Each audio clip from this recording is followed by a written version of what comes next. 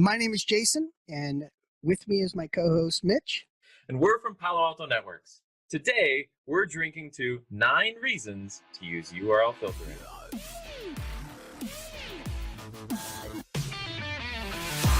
It's that time again. It's Learning Happy Hour with Mitch and Jason.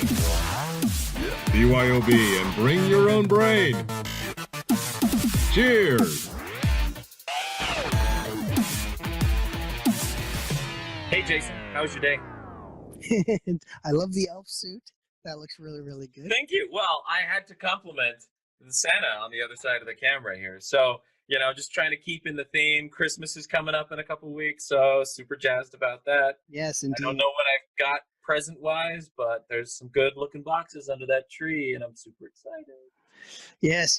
Happy holidays. Now, did you like my Yule log that I have going on here? I love it. Me, warm right here. So we've got. Now that's a plasma screen, right? Because otherwise it's not going to be. That's right. Every once in a while, you'll have to see me during the show. I'll have to turn. That way I can get a full roast going. I love it.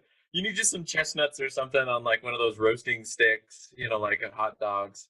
Anyway. Now, hey, I am so excited for today because not only are we going to be talking about 9 reasons for URL filtering for threat prevention, and we've also got a great interview with Suzi VanPatten. So folks want to stay tuned for that because Suzi is awesome. But awesome. I'm also excited because I wanted to share with you a little adventure that I had just to kind of start things off with. So I was looking forward to this episode. And so I was in Halifax, Nova Scotia last week. And so is that South America? I'm sorry, I'm just kidding. No, yes, no, it's the northern part, right? North America. So anyway, so I did this little video just for you, Mitch, and just for Learning Happy Hour. So you haven't seen it yet. Right. So I got it queued up, so you got to watch it. All right, let's see it. So, Mitch, I'm in Halifax, and I'm going to go get some rum that's down in the harbor. And I'm excited to do this so that I can share this with you next week when we do some more Learning Happy Hour. So here we go. So there's a distillery down here in the harbor, right? How far away is that? Oh, it'd be about a 2-minute walk. The Han House you're talking about? Yeah. Yes, it's... Well, I wonder if he and I were talking about the same thing. But we'll find out. Whoa! So there's a directory right here. I'm going to see if I can find where I'm supposed to go here. So I think it's a little bit further down. That way's blocked off. I can't go that way. I don't see it anywhere. I'll find it eventually.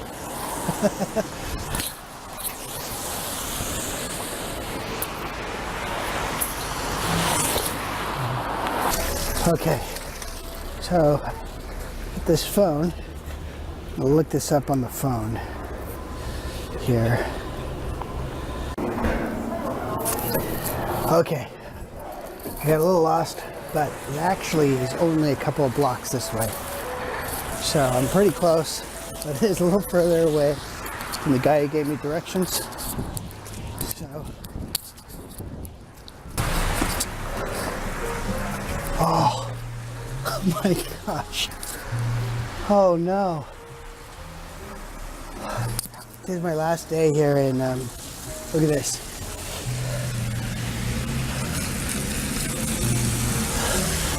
It's closed for a private event. It is closed for a private event. Oh, gotta be kidding me. Back to social engineering. I was so looking forward to getting some rum for Learning Happy Hour. Come on. See, this is what kills the social engineering. You just gotta own it. Oh, look! That was great. So what happened? So, yes, so they were closed. However, I went inside anyway, and You got it! Yes. Woo! So, You rock, yes, man. I should have looked at my phone earlier. That would have helped. And I think that guy was talking about something else. But this is what I got. I got this this rum, and I've already drank some, and I've been putting it in my coffee. And I made cinnamon roll frosting, and I used some of this in there. And it's a very kind of Christmassy Canadian rum cream, and it's fantastic. So, all right, so I know where I'm going next Christmas. Jason's house for Canadian rum cream, cinnamon flavored coffee at whatever time in the morning. That's awesome. And it smells like Christmas. So I actually I've got a little vodka here, which I don't know how Christmassy it is or is not. It's imported. I think that says something. Well, vodka is every holiday, and that's good. It's universal. Every day, it's universal. All right. Well, hey, cheers to your rum adventure. I think that was awesome. Hey, right, you know what time it is? What time? Wait, it's learning happy hour time. It's trivia time. It's trivia time. I was close. That's right. So we want to talk about URL filtering now. And so we have a few questions that I want to put to you, Mitch, and to the audience out there who's watching this, and see how much they might remember or how familiar they might be with the URL filtering features in the firewall. Are you ready? Let's see.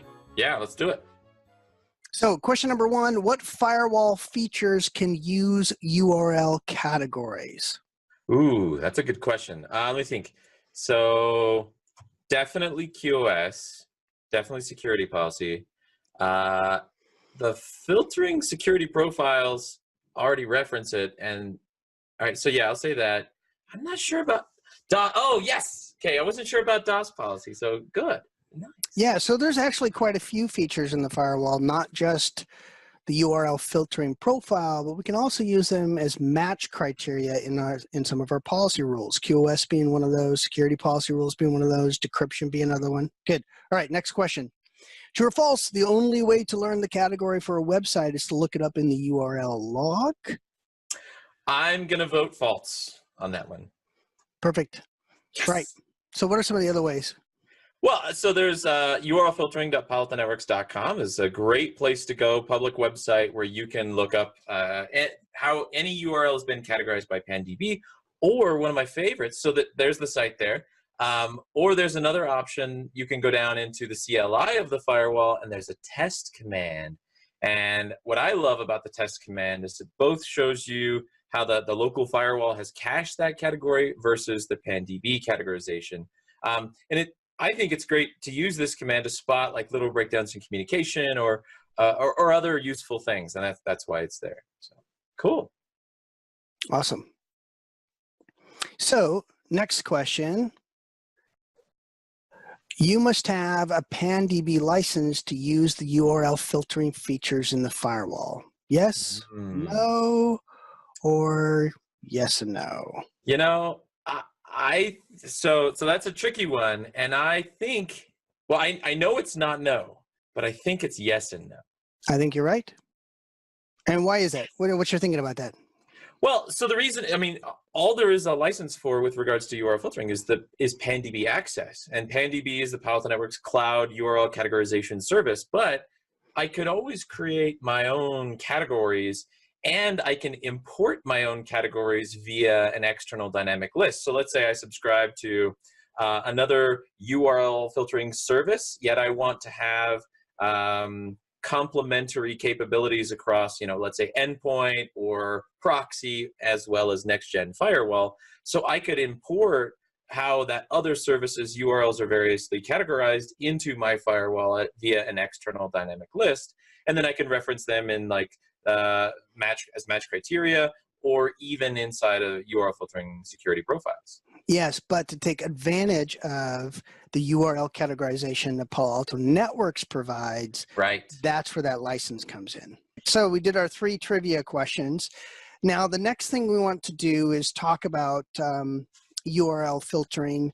And one of the things I want to mention at this point is URL filtering, a lot of times when I go and we're teaching our courses and we're talking to customers about the URL filtering features, and I've taught, for instance, schools, for instance, schools will bring us in and we will explain how the URL category features in the firewall work.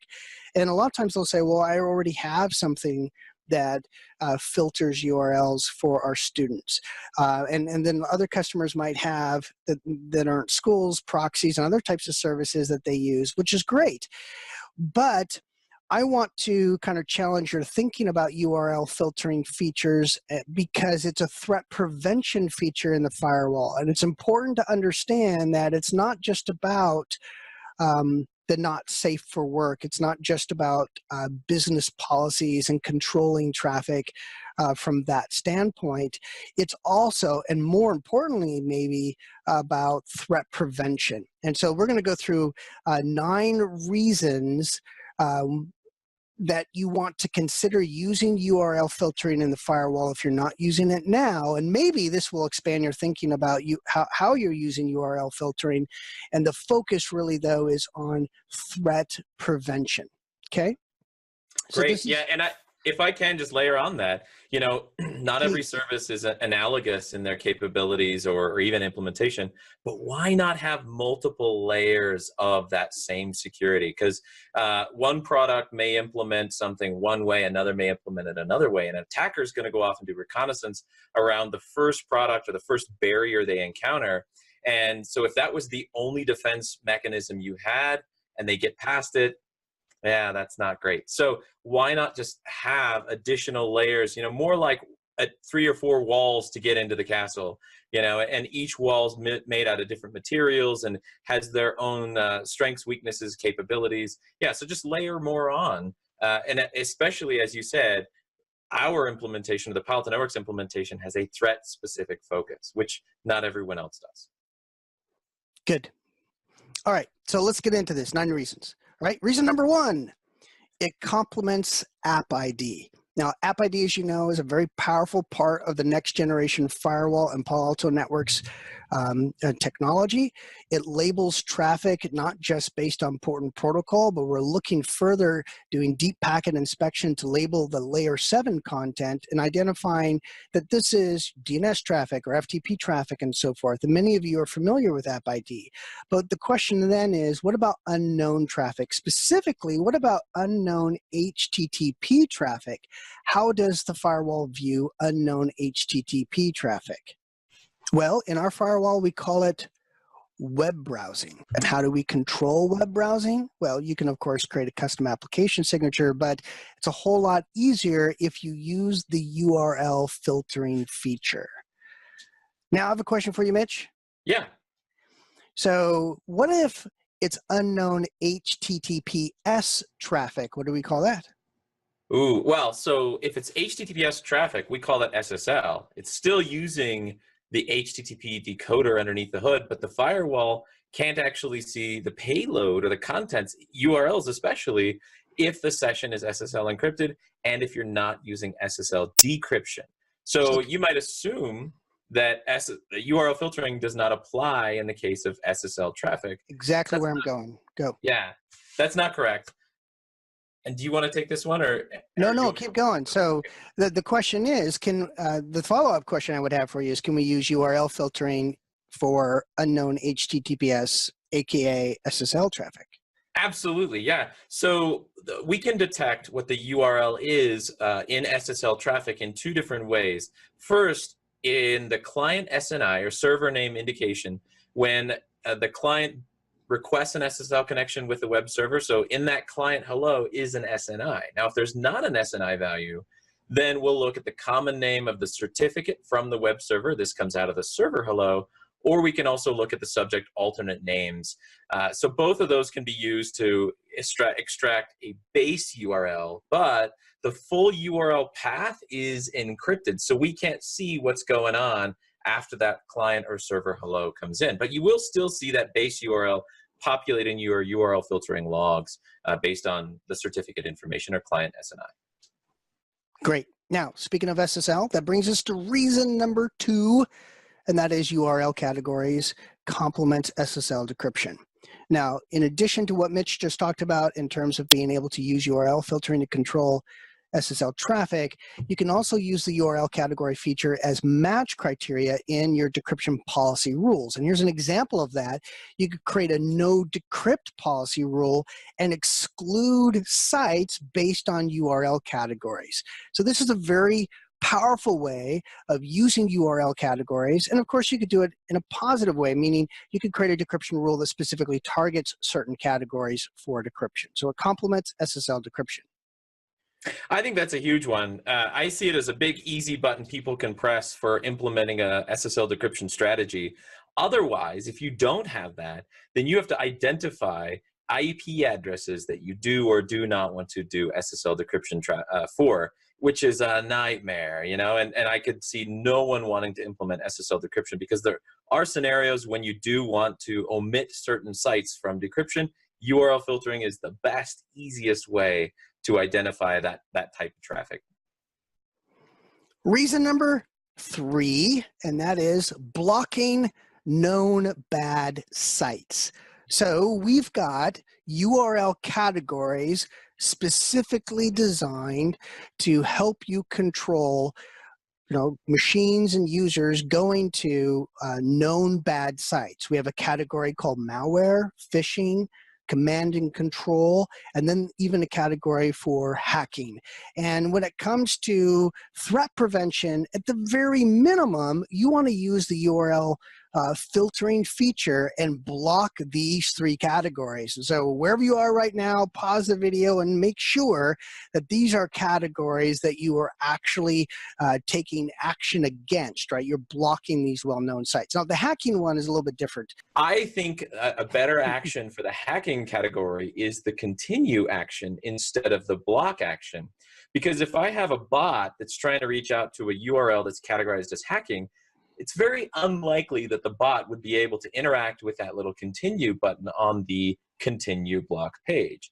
But a human being, if I'm just going to 2600.org, I'll see that warning splash page saying, hey, you know, this could be bad. If you go there and you get us compromised, it's on you. And I can click continue because I know the contents of 2600.org. But something else may be categorized as hacking and may be worse than 2600. So things to think about there.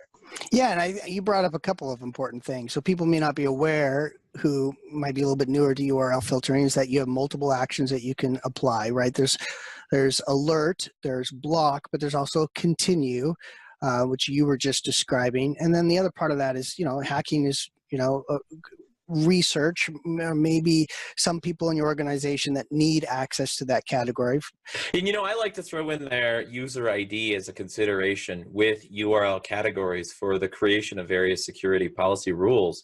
Because human beings, for example, maybe we would legitimately go to a website like Twitter and look for security articles or posts or things like that. Great way to get alerted once there's like a new breach, 0 day, something like that. But because Twitter is so useful, attackers are using Twitter as a command and control channel also. So maybe you use that block page to prevent bots from going and subscribing to someone's Twitter and getting, you know, instructions for attacking the system. Or you just say based on user ID. So when there's a legitimate employee of the company, we would let them go to Twitter. And then when there's a non-human device, maybe we would not let them go to Twitter for the fear of it being used as a command and control channel. So some things to think about there when you start coupling URL filtering with other match criteria in the security policy. That's good. That's good. All right. Reason number 4, and this is where PanDB is dynamically updated with the help of WildFire. So PanDB is where, of course, we store our categorization. It's in the cloud.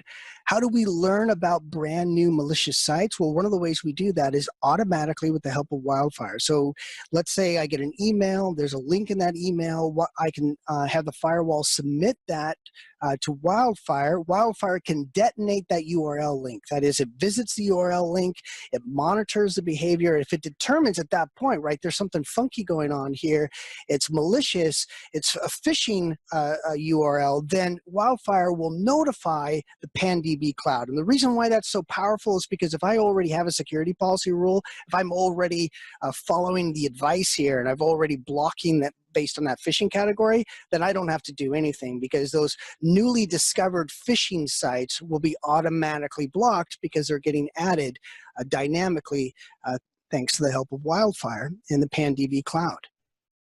And again, I see this as another huge easy button, because you're using WildFire already or anyway, but it does not stop a zero-day infection.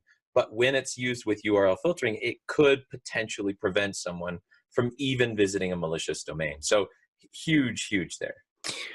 That brings us to reason number 5. And reason number 5 goes beyond those categories we've spoken about already, and this is where we're going to restrict high-risk URL categories or high-risk sites. So not necessarily known bad sites like the malware category and phishing category, but high-risk sites. Well, what do I mean by that? Well, Mitch, what are some high-risk categories that folks should consider maybe blocking, or maybe at the very least alerting on? Well, that's a great loaded question, because it really comes down to what type of organization are you. I could imagine some companies like educational institutions might want to block students from going to like extremism type websites, or you know, it's a current event and I hate it, but weapons related events. You know, those are things that based on your industry you might need to be concerned about. Some that I think are important for every type of organization to consider are things like the unknown category. So the unknown category will be a URL that is so new that PanDB's machine learning algorithms have not had a chance to visit that site and categorize it yet. So it could be completely harmless, or it could be completely evil. So things to think about there, right? I like to use the continue page again when it comes to the unknown category. Also, though, this could bite you if you have certain software that instead of talking to a URL, talks to a public IP address. Public IP addresses typically show up under the unknown category. So you got to consider situations and scenarios as to when your profile would block unknown or not block unknown. And then another one that I really stress is the not resolved category. And not resolved is really the firewall telling you when it's had a breakdown in communication talking to PanDB. That's a significant problem that really needs to be remedied ASAP. Otherwise, every category, or sorry, every URL will be categorized as not resolved. And the default URL filtering profile puts not resolved with an allow action, which I do not love. So clone that default, go ahead and set your not resolved to at least alert, and then I think continue. It's the unsung hero of URL filtering. So something to think about there. All right, reason number 6. And this is getting really hot and my head is sweating. I'm roasting. I'm going to turn off my heater. Give me 1 second. Okay. Well, while he's turning off his heater, reason number 6, reduce the attack surface on allowed sites. Now, what do we mean by this? Well, is there any reason why we want to allow people to download executables from a park domain or from the shopping category? One of the things you can do is you can combine file blocking profiles with security policy rules that are set to those URLs that you are permitting, those URL categories that you're permitting, but make those make traffic to those URLs safer by reducing the attack surface. And that simply means we're not going to allow, downloading the potentially risky file types. And so this is a very powerful way of combining URL categorization with some of the other security features in the firewall to reduce the attack surface. That was great. Reason number 7, customizing, extending, and making exceptional exceptions, not ordinary, average exceptions, but exceptional exceptions. What do I mean by that? Well, when you go to browse a category or a website, the firewall has to determine what category that's in. And using URL filtering profiles, it goes through a series of operations. The first thing it does, once it identifies, of course, the rule and looks at the URL filtering profile, there's a section in there called overrides, which includes a block and allow list where you can add exceptions. Now, that's not the exceptions I'm talking about, because those exceptions are not recommended. Instead, the real or the best way to make exceptions and to extend the capability and the power of URL categorization and URL filtering is to use custom categories and to use external dynamic lists. Both of these are part of the order of operations. They come before the firewall can check the PanDB cloud. So this allows you to make exceptions. It also allows you to feed the firewall external intelligence, meaning you might have a source, a threat intelligence source or an indicator source that you can pull in to your URL filtering profile. Bring in a list of IPs, bring in a list of FQDNs, right?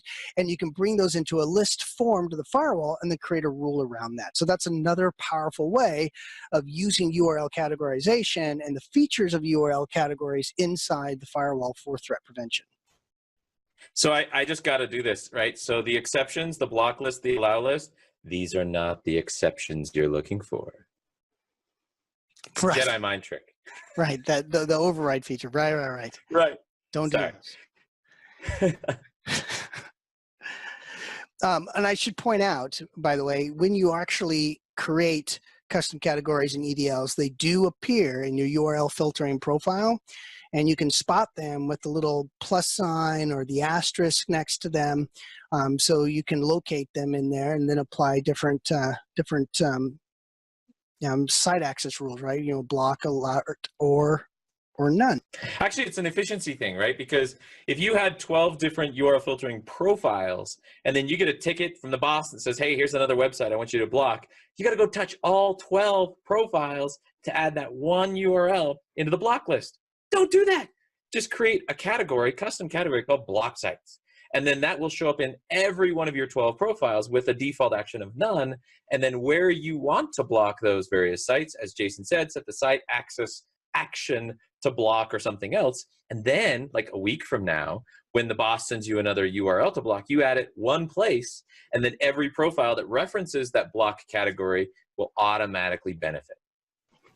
All right, reason number 8, we're getting close to the end, my friends. Reason number 8, and that is you can use the URL filtering profile to prevent your users from submitting their corporate credentials to websites. So prevent credential submissions. And for this one, I want to show you a quick demonstration. Okay, what I have here is I have a rule specifically designed to block credential phishing. And let me just show you what that looks like. You notice that it does have a URL filtering profile attached to it. If I go into that URL filtering profile, you'll be able to see the configuration that I've enabled to support user credential detection. And what this is going to do is this is going to look for, basically it relies on user ID. So it's going to take IP addresses, align that with my local user cache that was discovered with the help of the user ID. If there's a match, that's how I'm telling the firewall these are corporate credentials. So if I go into my CLI here, we can look at those. We can look at that list, right? We can look at that user ID list. Command is show user IDs all. You can also use show user IP user mapping all, or you can look at the group mapping. I'm using show user IDs to see the usernames. Okay, here we go. We got a list of different users right here. So for instance, this one right here, lab is my domain. So this is my corporate credentials in my lab. And then here's lab user. So the firewall knows that in this list, these are corporate credentials. And what the URL filtering profile does is under categories, I've got this column called user credential submission where I can block and prevent the submission of those corporate credentials based on these different categories. And if I go to Facebook now and I do lab/lab-user, and so I'm submitting those corporate credentials, this is the same account, right, that's in that user ID list and I click log on, now the URL filtering profile kicks in and says, hey, this is I can't speak here, suspected credential phishing detected, right? And so there's the user, and there's the URL, there's the category, and because I'm blocking credential submission to the social networking category, those credentials are not submitted. So what's the number one way, according to the Verizon breach report, right? What's the number one way that organizations are actually breached? Oh, it's unfortunate, but lost or stolen credentials and credential abuse are way up there. And those are easy buttons for attackers. So don't let your users send their corporate usernames out to non-corporate related sites. Finally, last but not least, reason number 9, more SaaS control. And this is specifically for 8.1. And this is in regards to another feature. It's another tab in my URL filtering profile called HTTP header insertion. Now, what has this got to do with threat prevention? Well, I'm glad you asked. Mitch, you had a really interesting scenario for folks to consider using this feature. What's a threat prevention reason, and what's the whole purpose behind header insertion? So there's a couple big ones. For example, let's say that you are a G Suite customer. You use Google Docs and Google Spreadsheets and all that other stuff. And one thing that comes with that is G Drive or Google Drive for file storage and whatnot. But you don't want your users, your employees, using their personal Google Drive to sneak data in and out of their corporate laptop or outside of the walls of your organization. So with the header insertion, you can limit the domains that users are able to access G Suite for, and basically force, whenever they go to docs.google.com or sheets.google.com, it will only take them to the G Suite version, not to their personal version. So that's one big one. Or even YouTube, right? So YouTube restricted mode is a great one because, employees are just like kids and they want to turn them off and they want to see stuff at work that they shouldn't see. Well, you can make sure that the users cannot view age-restricted videos just by inserting age-restricted headers into all their traffic to YouTube using this feature here. It's awesome. Well, there you have it. 9 reasons to use URL filtering for threat prevention. It's not just about not safe for work content. It's also about making your networks safer and blocking known bad sites and reducing the attack surface and having more control over those SaaS applications and preventing phishing attacks. So 9 good reasons to start using URL filtering. Now it's time for us to talk to Suzi. What do you say? Yay! I love Suzi. I cannot wait. When is she coming on? Right next now, huh? Right now. Let's watch it. All right, Suzi, I'm so glad that you're here with us at Learning Happy Hour. So you got your drink ready to go. That's fantastic. You've been with the company since 2013, and you have, you're part of the global practice lead in professional services for threat prevention. And Mitch and I have been wanting to have you on to have a conversation about URL filtering, right? And what and some of the things around that. And one of the things that I found with our customers is a lot of times they think of URL filtering is kind of like for not safe for work kind of things. Preventing business, in terms of business policy and that kind of thing. But we want to have a different conversation. But I see you got a little elf there. I do. This is my little guy. I got a little elf on the shelf up there. This is mine. Oh, you're ready for the holidays. Yes, I am. He's going to sit next to me and talk about URL filtering. He likes URL filtering too, then I take it. He does. He does. I only allow him to go to, certain sites where he can Amazon, talking to Alexa. That's right. Safe browsing for the for the snowman. He broke it in storage a couple of years ago. His head snapped clean off, so he's actually had a head amputation. Headectomy? Yeah. He's doing well. Nice. Well, my first question here for you has to do with our customers and URL filtering. So if they enable URL filtering, what should they be looking for, and how often? So what you said earlier is so true. Customers who already have something that's doing some type of enforcement of policy for where they should be surfing to, they sometimes think they don't need URL filtering. It's such a key part of our threat package. It really needs to be working in combination with all of our other threat features. In fact, it has 4 very critical categories that customers can block right off the top of the bat. And that is malware, command and control, phishing, and hacking. Hacking can sometimes be needed by a few people, but generally those are the 4 categories that we say block day one, out of the box, no issues. There's no reason to wait. Now, so what should they be looking for? Since they're blocking those categories, there's an assumption that maybe they don't even need to watch. But if a user on their network is surfing those categories, maybe 2 or 3 mistake surfing a day, and then all of a sudden one day, 100 times, there's a problem. Suddenly there's a problem. So what are they looking for? They're looking for anomalous amounts of traffic to those 4 categories. So can I ask a question just on that? I interact with customers and companies, and they say, well, I already have a proxy, or I've got a URL filtering service that I've subscribed to. How would you kind of handle that kind of, I don't want to call it an objection, but what it sounds like you're saying is there's a threat aspect to URL filtering that they may not be getting from other vendors, which we could provide. Is that what you're saying? Absolutely. Absolutely. So imagine this scenario. Imagine you're a customer, not a Palo Alto customer yet. You decide to buy our product. In the meantime, you've been infected. Okay? You're not aware of it.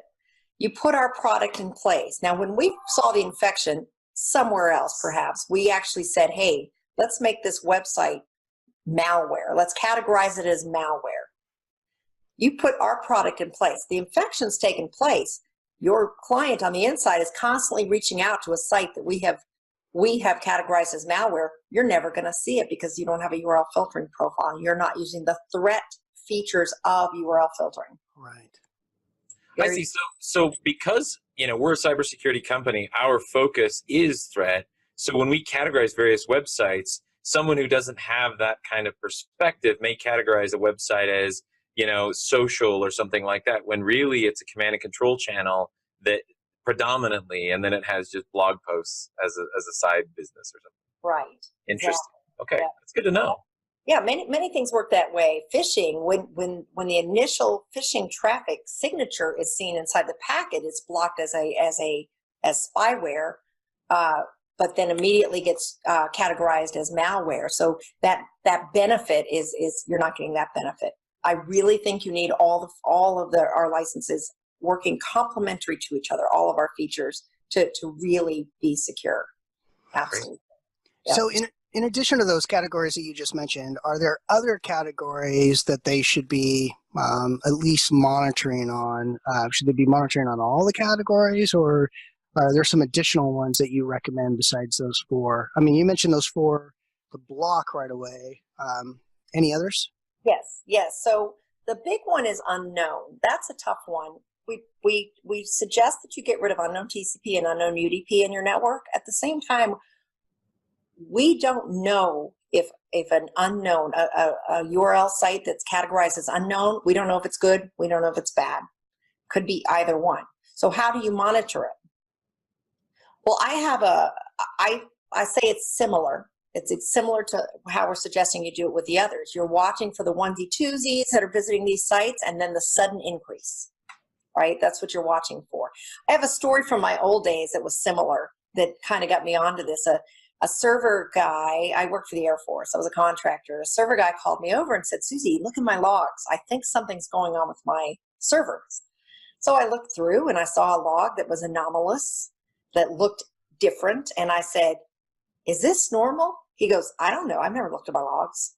And I thought, whoa, this is a problem. So we suggest, and in fact, we've created some operational reports that we give to customers that say, we're going to set up a 20-minute-a-day system that can let you briefly glance at who's going to unknown, who's going to parked, who's going to dynamic DNS. Those are the 3 iffies, right? And say, normal, normal, normal. Oh my God, something just happened today.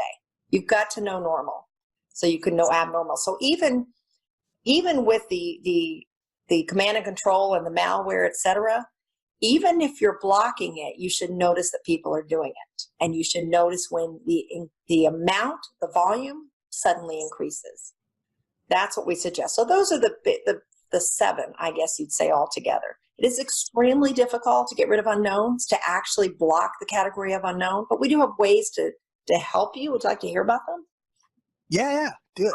Okay, so number 1, we see a lot of customers apply URL filtering to inbound rules and to internal rules instead of just applying them to outbound to the internet.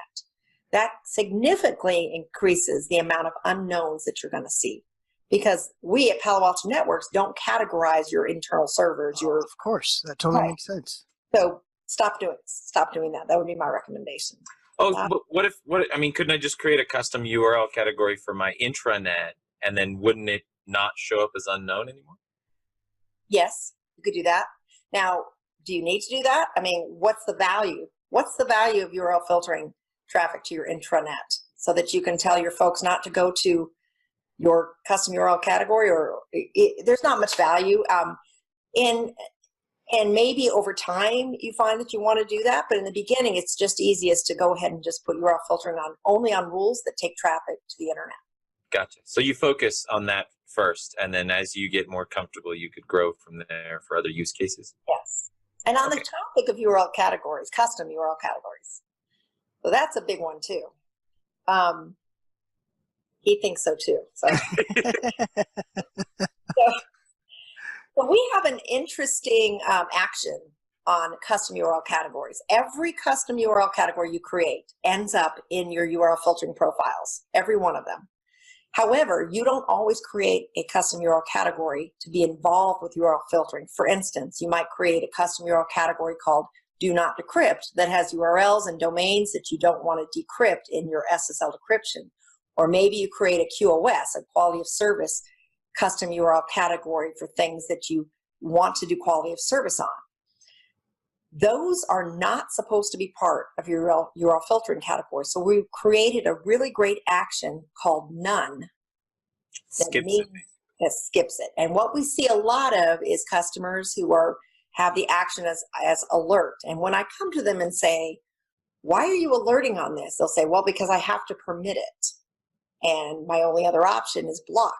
I say, if that particular, first of all, that's not your only other action. You have none. I'll say, and sometimes I'll have like Office 365, and I'll say, well, if a particular rule inside of there, or a particular URL inside of there gets infected, do you want people to be stopped going to it? They'll say, yes. Then make it none. Let it be categorized as what it should be.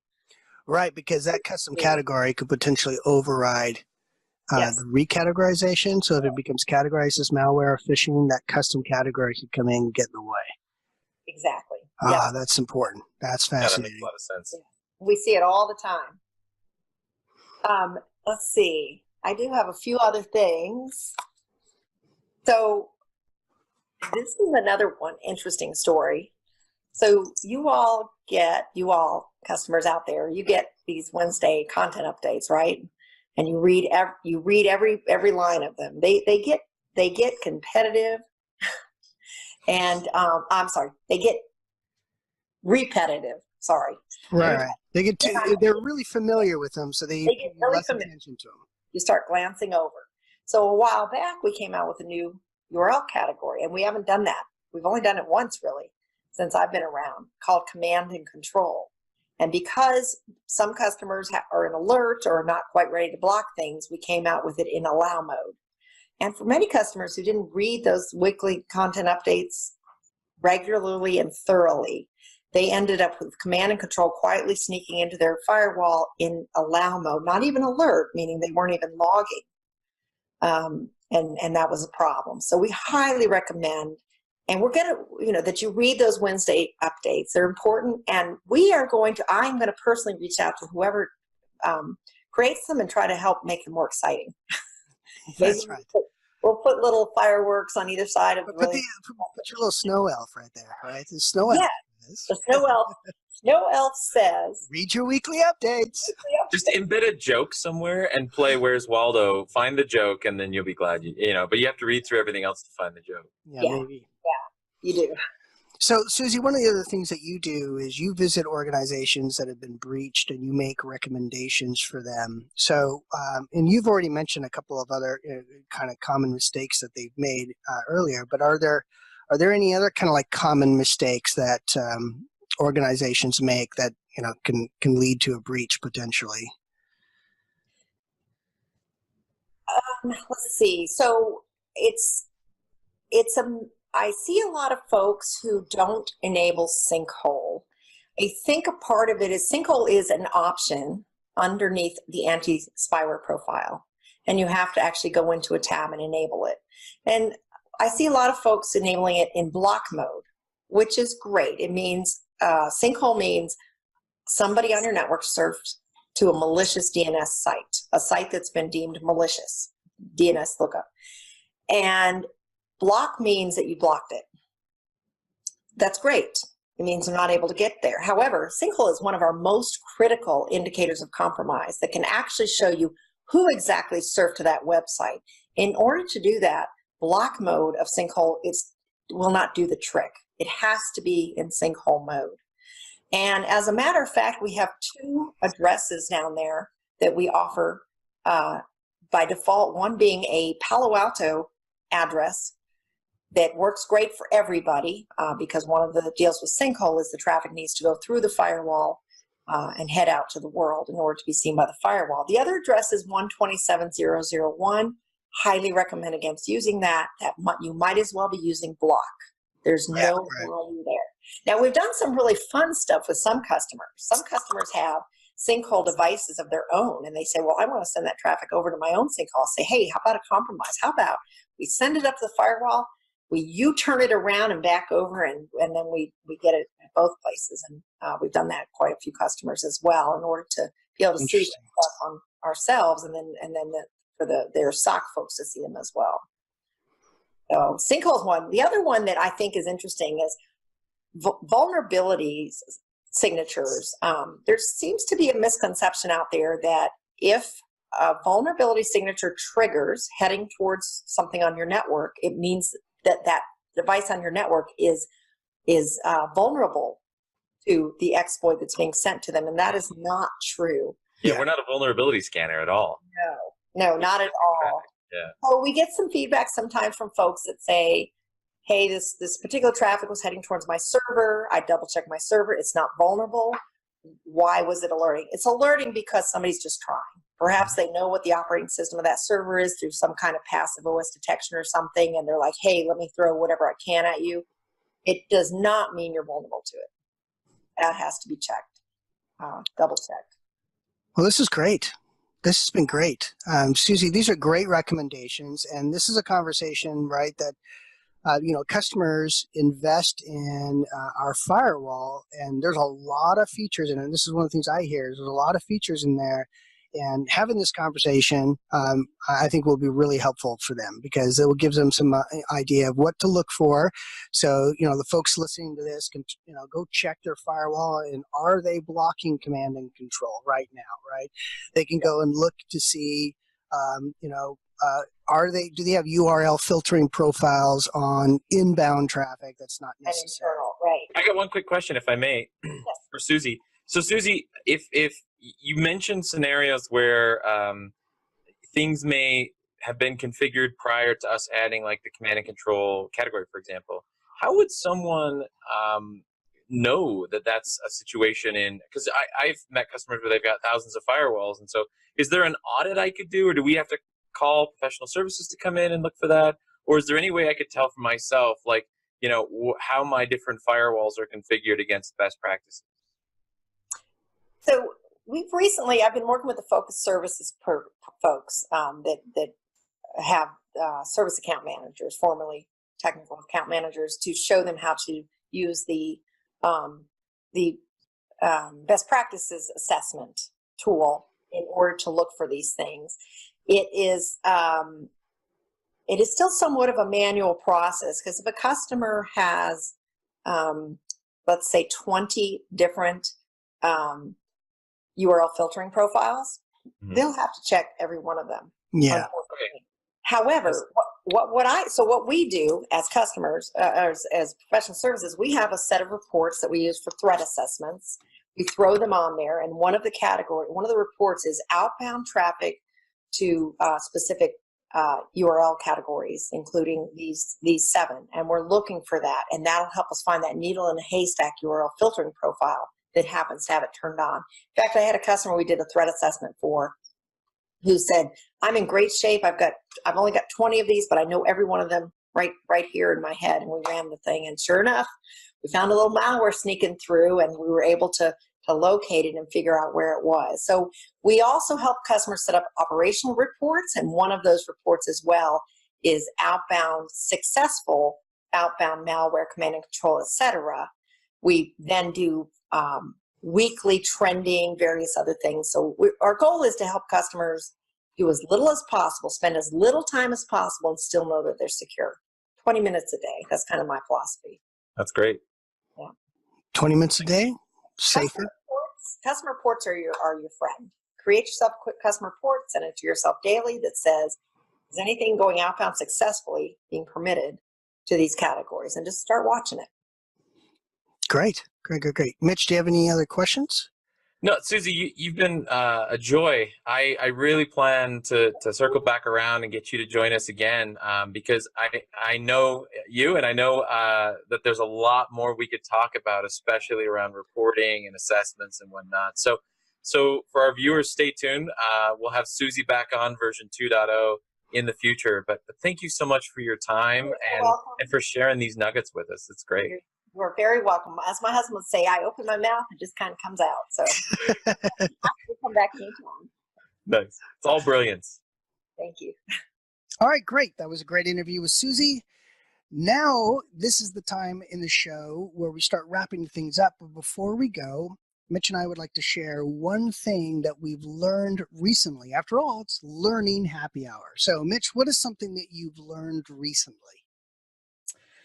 Well, all right. So I, like many of our viewers, get a lot of my news on my phone. So I found an interesting set of statistics that I'd love to share with you guys. I was reading an article that featured a company called Bug Crowd, and they polled, 65,000 hackers, attackers, or, and when we say hackers, we really mean like the white hats and maybe the gray hats, because I don't think the black hats really respond.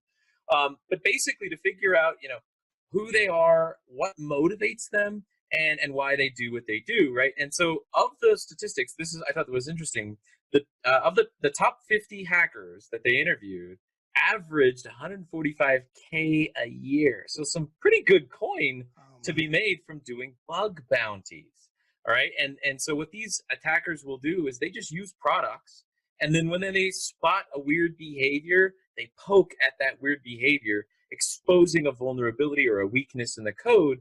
And then they'll go to the vendor of that product and they say, hey, do you have a bug bounty program? Because I have something to disclose. And what the bug bounty program usually does is rewards financially the submitter for ethically disclosing the vulnerability first to the vendor. Ethically, I like that. Yeah, that's a key point, right? Because there's unethical reporting, which has happened lately. Oh, you said ethically. I thought you said epically. Oh, yeah.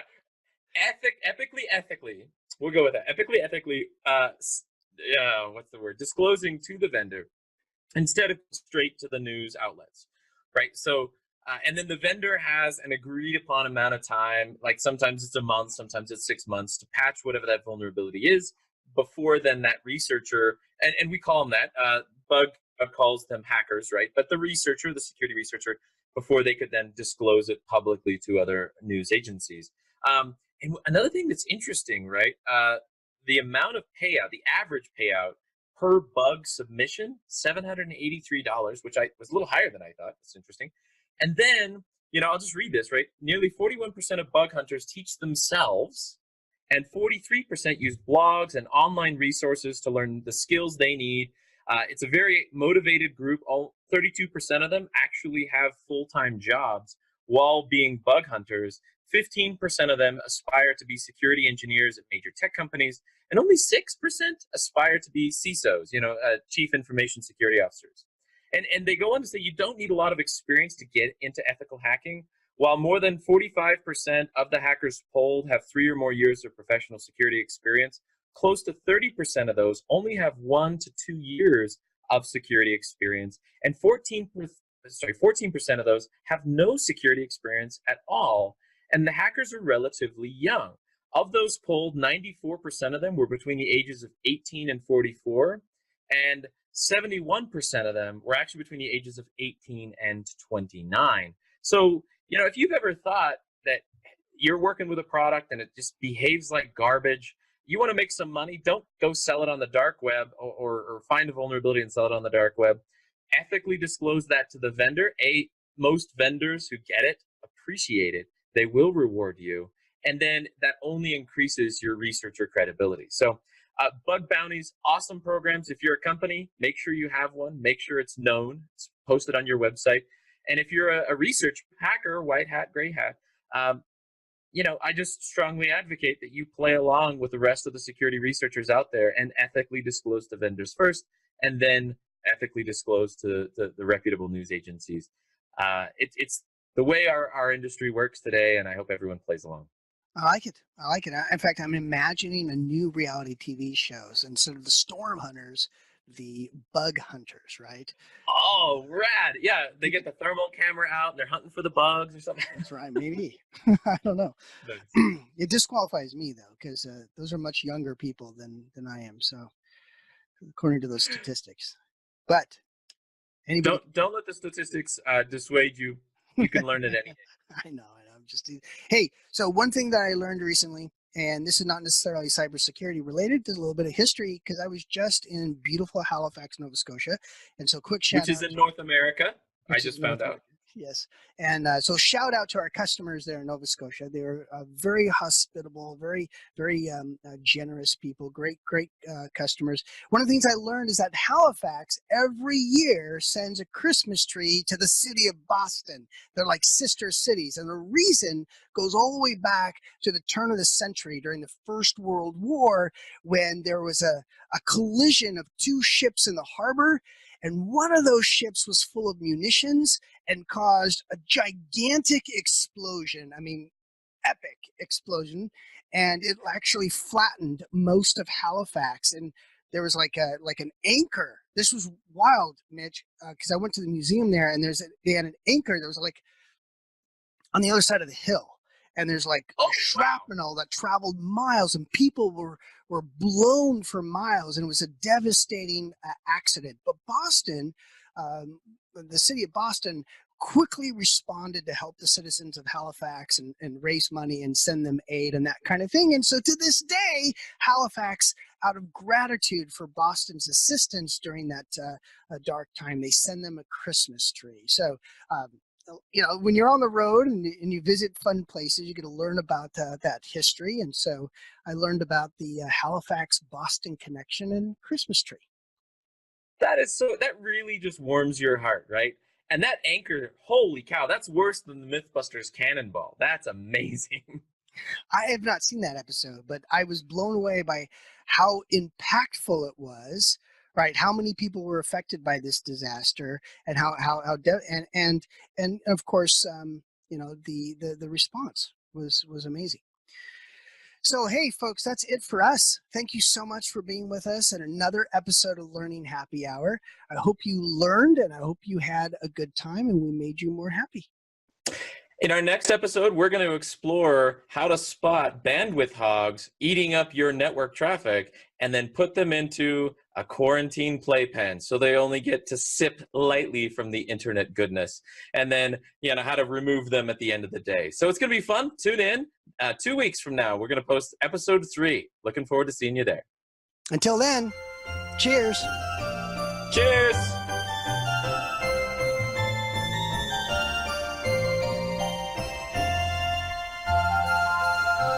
ho, ho, ho, ho, ho.